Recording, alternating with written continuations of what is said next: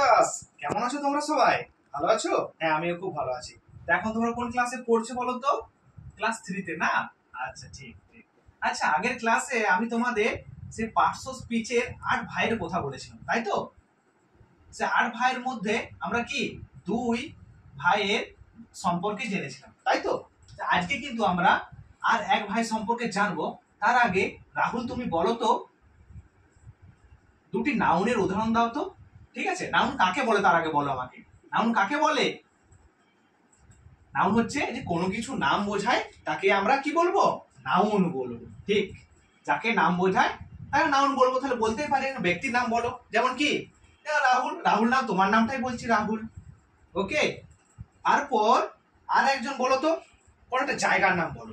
আচ্ছা, কলকাতা তোমার ভালো লাগে না? হ্যাঁ, তাহলে কলকাতা। তাহলে আমরা এই রাহুল এবং কলকাতা এই দুটো কি বটে? নাউন বটে। ঠিক আছে, তাহলে নাউন সম্পর্কে আমরা জেনেছি।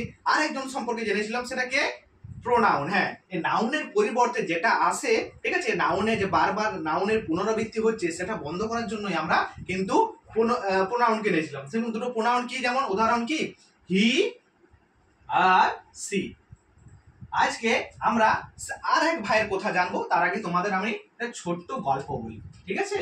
ছোট্ট গল্প হলো যে সুজয় নামের একটি ছোট্ট বালক ছিল। সে প্রতিদিন বিকেল বেলায় ছাদে গিয়ে পর ছোট্ট ঘুড়ি ওড়াতো একটা, ঠিক আছে, নীল আকাশে ছোট্ট ঘুড়ি ওড়াতো। আর সে যখন সে ঘুড়ি ওড়াতো, তার পাশে একটা বড় গাছ ছিল, ঠিক আছে। আর সে বড় গাছের ডালে একটি পাখি বসে থাকতো। সে পাখিটির রং কি ছিল জানো তো? পাখিটির রং ছিল সাদা। আর সে খুব সুন্দর গান গায়। ঠিক আছে, কেমন লাগলো তোমাদের গল্পটা? ভালো লাগলো না শুনতে? হ্যাঁ, তাহলে রাহুল নামের কি ছিল? ছোট্ট বালক ছিল। ছোট্ট বালকটা যদি আমরা ইংলিশে অনুবাদ করি তখন কি হবে? Little boy. ঠিক, LITTLE, লিটিল বয়। ওকে, আচ্ছা, সে কোন আকাশে, তারপর কি, তার যখন যেখানে সে ঘুড়ি উড়াতো তার পাশে কি ছিল?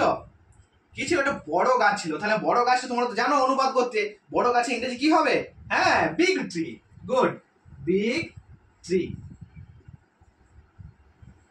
আচ্ছা, আর সেই গাছের ডালে একটি পাখি বসে থাকতো। সেই পাখিটির গায়ের রং কেমন ছিল?